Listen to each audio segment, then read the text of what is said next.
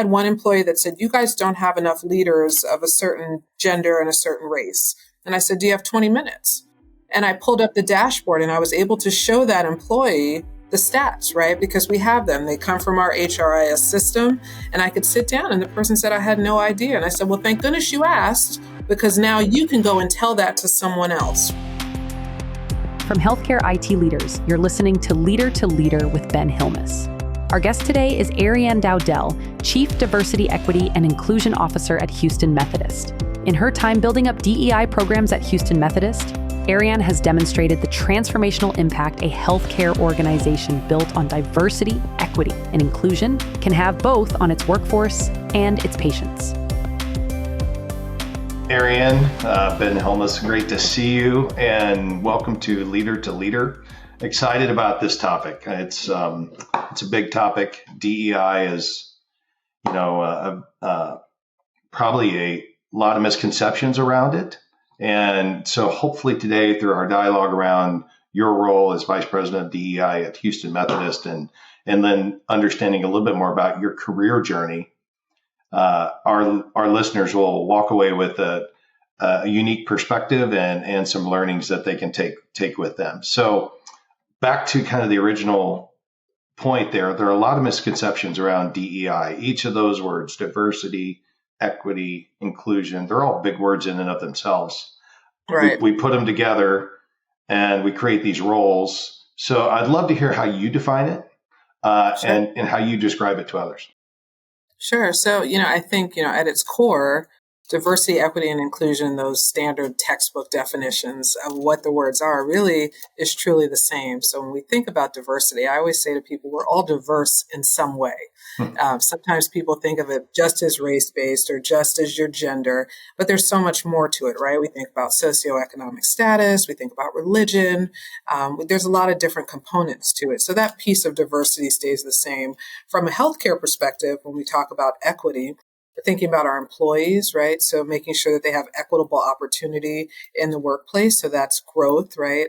That's making sure their relationships with each other, working every day remains the same. And then the equity side for our patients, making sure that we give our patients what they need to have the best health outcomes is truly at the center of everything that we do every day here.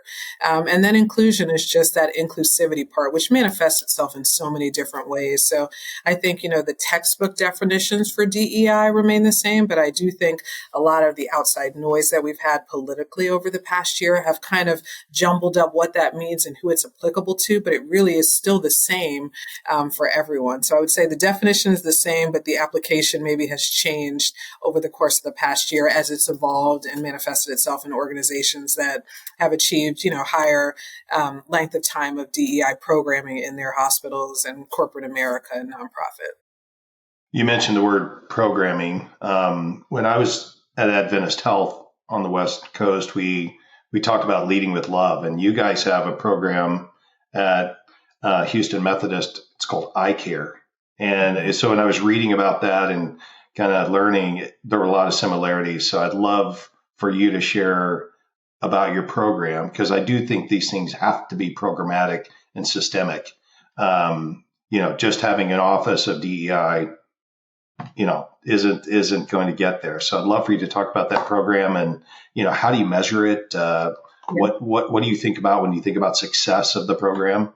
Mm-hmm. So just to take you back, as you mentioned, our iCare values. So those are at the center of everything that we do on all of our name badges. It has iCare, so you're familiar with what each of those letters mean. So just to walk everybody through that. So the I in iCare is for integrity. The C is for compassion. The A is for accountability, the R is for respect, and the E is for excellence.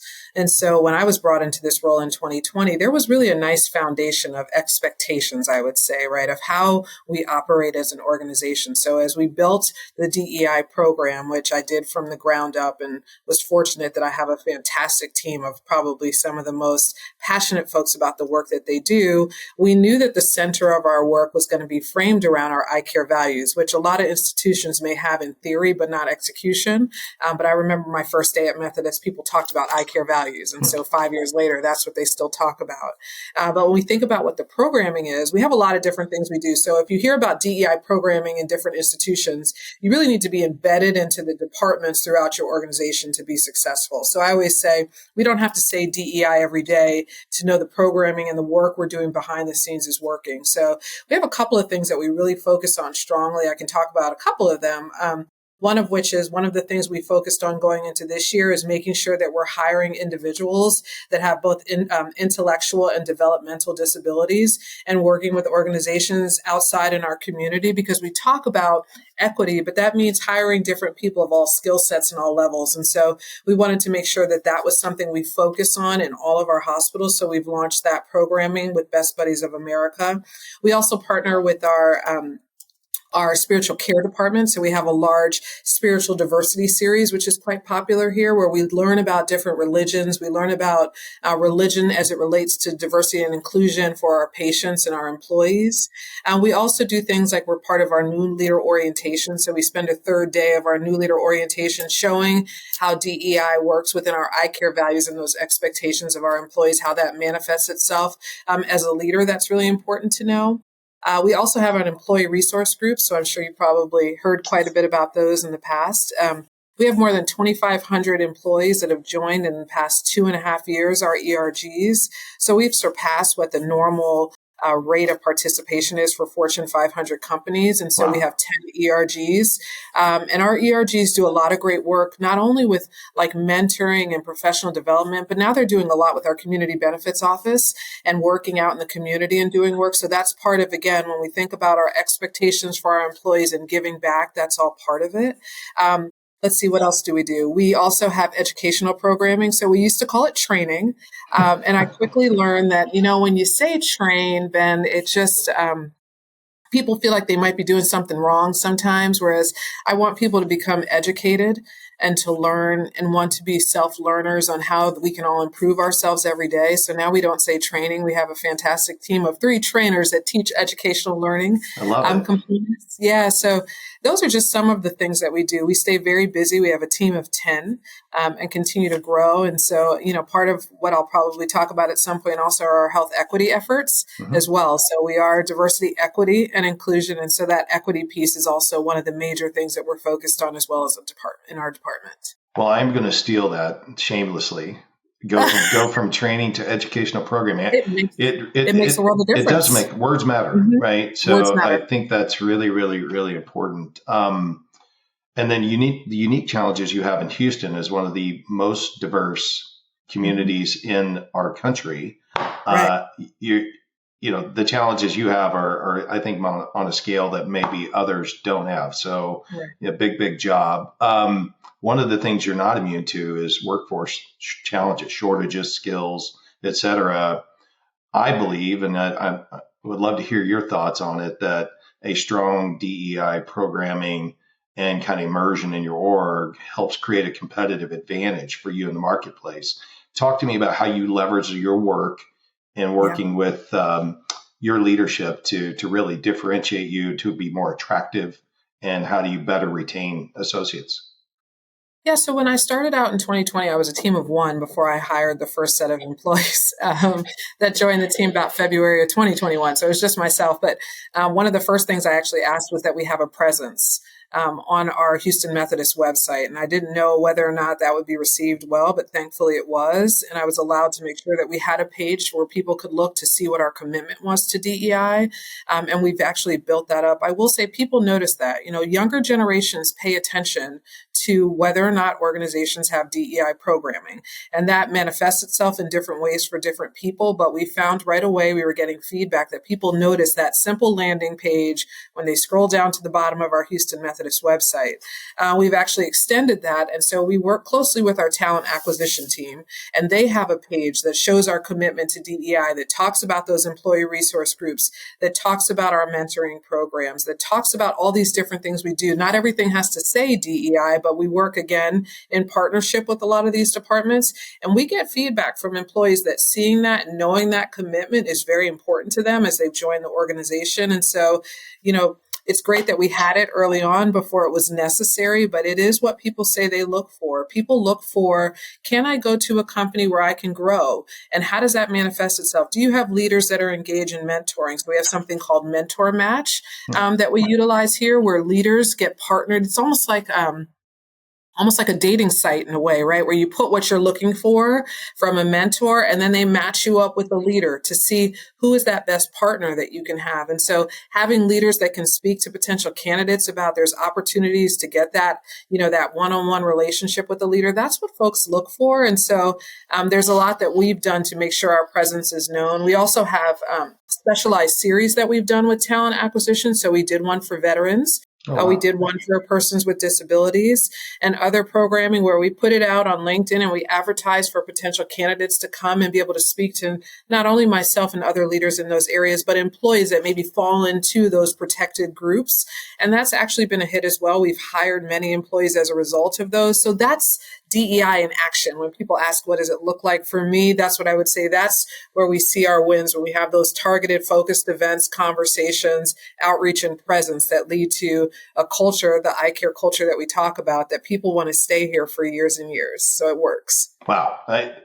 Well, with your scale, just being able to connect everybody to somebody, and then that the connection is, there's an actual algorithm to it. I love that. So, certainly would create opportunities for higher degrees of success. So I love that. Let's talk a little bit about, you mentioned health equity earlier. We all have inherent biases, and a lot of focus and attention on uncovering bias in the actual healthcare delivery aspects of your organization. And so talk to us about that. What are you guys doing? How are you tackling that challenge? Because I know it's a passion of yours. It is. It's a passion of mine personally and professionally for a number of reasons. It is, health equity is really difficult to tackle. I'll say that, everyone thinks there's kind of like that magic pill, like the Ozempic, right? For example, that if everybody could take it or get a swallow of it, health equity would be solved. That's just not the case. And so there's a couple different things that we've done here. We started working on about 2 years ago. I didn't start during COVID because I wanted clinicians to be part of this effort. So the first thing we did was I started a health equity committee. We have about 20 individuals that are part of it. They're both clinicians and non-clinicians because I wanted to have a balance. And we broke that group up into subcommittees. We talked about what are areas that we really want to tackle over the next year or two that start to address health equity. So we started out with 3 different groups. The first was a multi-visit patient population group where they looked at revisit rates in the ED to look at those patients that are coming in more than 20 times a year. And how do we make sure we're improving their care so they're not coming in that much?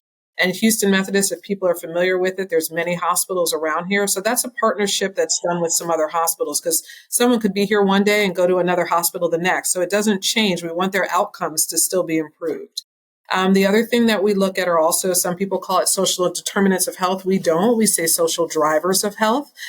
So we've looked at that. We've created dashboards to start looking at, patients coming in based off of the wheel that many people are aware of. Before this was mandated by CMS, now that has come about, so we can track our patients, refer them out to some of our community partners. And now we're looking at those folks that we have sent out to the community. How often are they coming back? Are they coming back and still saying that they have these factors and they're impacting their health? So that's one of our groups. We also have a group that is called our SPG and PCG groups, or that's our specialty care and our primary care groups. They looked at colorectal screenings to see, do disparities exist? Are people being recommended equally for colorectal screenings? Of that, how many of those folks are actually going for screenings and what are their health outcomes? So we've built dashboards around that. And now we've actually added for this year managing access and readmission and literacy, because that's a huge part of health equity, is people understanding, right, just their health in general, when they need to get screened, what the screenings mean. And so we're putting a lot of money and time behind making sure we're focusing on the literacy of our patient population. So that's one group. And then in addition to that, we actually have a cancer center research health equity group that's looking at making sure we have diversity in our clinical trial, diversity among our researchers, diversity for our community access areas that we go to. And so I wanted to make sure we're looking at this from a lot of different angles. Again, this is kind of just the start that we have, but with some of the requirements from CMS mandates that we have to, report out, that is actually going to be a lot easier for us because we built some things already in that we're doing. But I do think it's really important that we report what we're doing well, but acknowledge where we need to work in certain areas. And that's where that education piece also comes on. So we're also working to educate all of our physicians. So we have a goal of educating more than 70% of our physicians on physician communication. And so we don't need to call it physician biased communication, right? Like that communication piece is really important. And so we're working with quality and patient safety and our physicians organization and other groups to make sure that we touch all points of the hospital, whether you're clinical or non-clinical, in dealing with health equity, because at the end of the day, I say we're like a Venn diagram. We're all connected with our community, our patients, and our employees. At the center of that is equity, and we have to make sure that we keep the patients at the center of everything that we're doing every day. Wow, there's a lot there. There's a lot. But what I love about that is you're actually, you're being data driven around this, and then you're taking that information and putting it face up. And I'm a big believer that when you give good people good information, they'll make good decisions and they'll grow and they'll learn and they'll,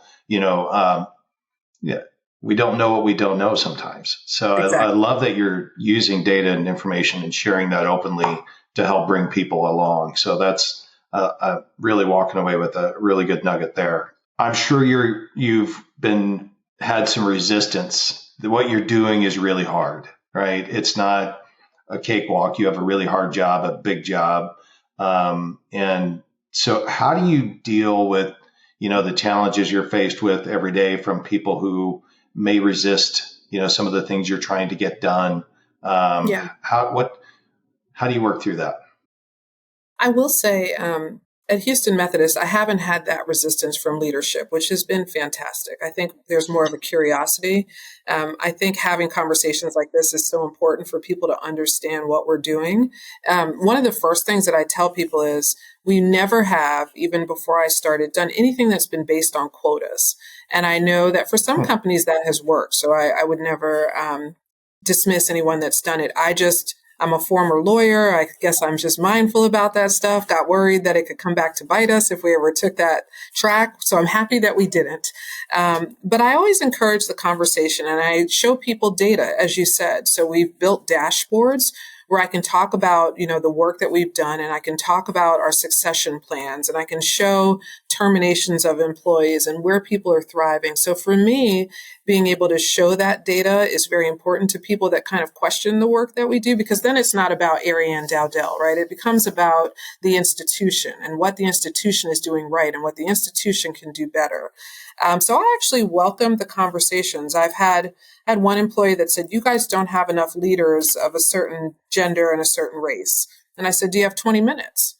And I pulled up the dashboard and I was able to show that employee the stats, right? Because we have them. They come from our HRIS system. And I could sit down and the person said, I had no idea. And I said, well, thank goodness you asked, because now you can go and tell that to someone else, right? And so at the end of the day, I think people really just want to be heard. And I'm okay if people don't get excited, right, about the work that I love to do every day. But what I want is maybe a leader that doesn't care about DEI so much, making sure that they're giving an equitable opportunity to somebody that deserves it. Right. So that is DEI. So that's what I care about at the end of the day. If you don't need to go to my training, I'm okay as long as nobody complains that you haven't, paid attention to every candidate. So it manifests itself differently. I say these conversations, I say it to everybody, a confrontation and a conversation are two very different things. I'm open to having any conversation, but I'll never have a confrontation about the work that I do. We have difficult conversations every day with leaders, with physicians, with employees. I'm a neutral party, so it's not about my opinion, right? It's about how do we get to a better outcome. So I'm okay with that. I'm okay with having those conversations. Hopefully that I can change somebody's mind to understand the need for why our department exists here at Houston Methodist. Wow. You almost had a judo move there where you used their strength against them. That's interesting. I love that. I mean, part of it is just leaning into it. You have to. Yeah. And so meeting them where they are and their understanding and then helping them move to a more informed space. Really, really neat. You mentioned something that allows us to pivot here to career. Because so part of every one of these leader to leader podcast, we talk about leadership, and you have a very interesting career path, and career paths interest me. It's like you start in broadcasting, you go to law school, you practice law, you somehow you make your way to healthcare, Right. and then now you're in DEI, leading a very complex, large scale organization on that journey. Unpack that. That's an interesting career path.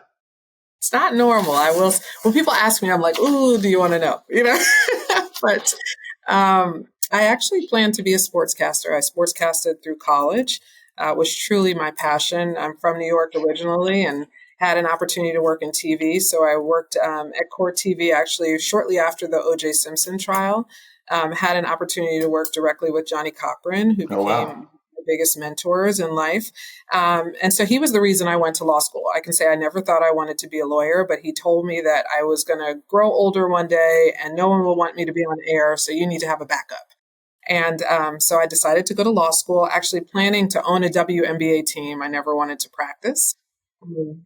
Wow. But I went on to do labor and defense work for a while and actually ended up working for the National Association of Black Automotive Suppliers. So that was really my first opportunity kind of getting up and representing folks that didn't have the same opportunities in Detroit. So my role was to work with the big three and work with suppliers to help them get opportunities. And so I've really been doing this type of work for quite some time now. I ended up going into higher education for about a decade. And my last role before coming here to Houston Methodist was actually at a university where I advocated on behalf of Black and Hispanic students to make sure they had opportunities, both as students as well as alumni. And so the work that I do has kind of been like a culmination of what I've been doing over the years, but now I get to do it every day, is what I do all the time. I am a child of a father that passed away from Alzheimer's, a mother that had cancer. I have a daughter that has a disability. And so for me, when I say it's personal and professional, I see both sides of it. I see the need as a leader, but I also see myself as, a parent that hopes that, as my daughter gets older and she has needs, she's going to be in a healthcare system that respects her and sees what she needs as a person with a disability, right? Or a mother and a daughter that, took care of her parents for 13 plus years and had to navigate the healthcare system with, even though I had a father that worked in healthcare, you still have to have a ton of knowledge to be able to navigate that system, right, from start to finish. So for me, my career has been a huge part of it, but that personal side as well has made doing my job every day, I would say, probably a little bit easier in some ways because I've been through it and I still go through it all the time. That's interesting. I mean, you've taken your passion inside of any kind of role you've ever had, and I would characterize you as a lightning bolt change agent. That's used the platforms that you've had to really drive meaningful change. So congratulations on that. That's really, really cool. So you mentioned Johnny Cochran. He was a mentor. Yes. How crazy is that? In that sense, but I think mentorship is, an incredible thing in a person's career. I've had some incredible mentors along my path. Obviously, Johnny Cochran, to you, great mentor. Do other mentors come to mind? I mean, specifically in your career path that helped you kind of along the way? I'd love to hear about those people. Absolutely. I still speak to her. Her name is Martha when I lived in Richmond, Virginia, and knew that I really wanted to delve into a bit more for myself from a leadership perspective. And she was the person that really got me fired up, was the woman that said, you don't have to be the quietest person in the room all the time. And helped me navigate what was a difficult situation at times, trying to be a Black female, trying to go into leadership. And this was a white female that guided me through my career. And so I'm deeply indebted to Martha for just kind of showing me how to be tough and respected, right? So I think it's very important to be liked, but at the end of the day, I think it's more important for someone to respect you. And so I had to learn that over the years, and I did learn that from Martha. And so, I had the feisty side of Johnny, I had a Martha, and then I had my parents, quite honestly. My father was a lawyer, also worked in healthcare and human resources. And so I saw how he treated, when we think about our eye care values and we say here at Houston Methodist, every person is a person of sacred worth.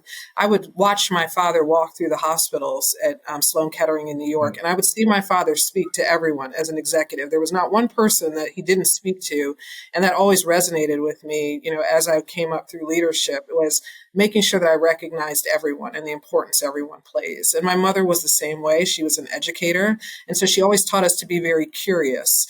And to make sure that we learn something every day and that we grow every day. So I was fortunate that I had parents that were my mentors, that I genuinely liked as people, aside from having great parents. But there's definitely been people I've watched along the way. And I sometimes say, like, your mentors are sometimes the bosses you don't want to be, right? Because you learn what you don't want to do. So I've had a couple of those, but I'm thankful that I had those opportunities because I think it made me a bit more compassionate towards others, right? And giving people grace. And so I'm fortunate that through my career with all the twists and turns, I've had some really great people in my life. I wouldn't change a thing, as nutty as it's been. No, that's awesome. That is really awesome. So just being able to, one, observe your parents from a very early age and watching them interact, and on to getting a little fire in the belly from Martha and Johnny. Right. That's really, really neat. That's I've had a lot of great mentors as well, and each of them just play a huge role in my life still today. So I applaud that. That's really great. Lastly, let's land on something. There's a lot of people that'll listen to this that are considering a role in DEI, or maybe want to get into DEI leadership.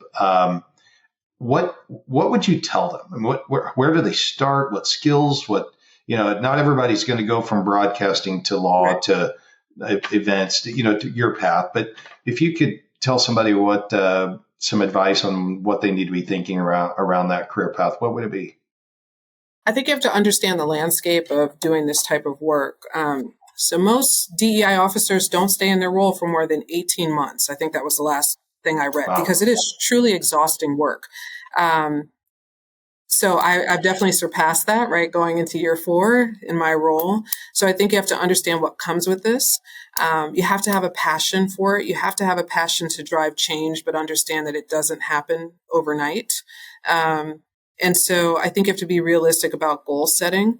Leadership. So say you're a one-person shop that just wants to start something, make sure you have, your leadership, the board that's committed to working with you. I have Dr. Boom, I have the board that I report to, and others. And so, having their support makes it easier to get that buy-in piece. And you have to constantly educate yourself. Going back to having those conversations, you have to know what people that don't think like you are thinking, and you have to be okay with that. So you can build a team like I did of folks that never had DEI knowledge, but I tell you, they've got a passion that you can't beat, and they're excellent at what they do, and they're constant learners. But I would say, have a plan. What is that plan? Have buy-in from your leadership, and know that if this is what you want to do, you can absolutely do it. But it takes a lot of time, it takes a lot of energy, just like any job, but you get pulled in different directions. And so finding that balance, you got to know when to turn it off when you leave at the end of the day, because it can become all consuming quite easily if you let it.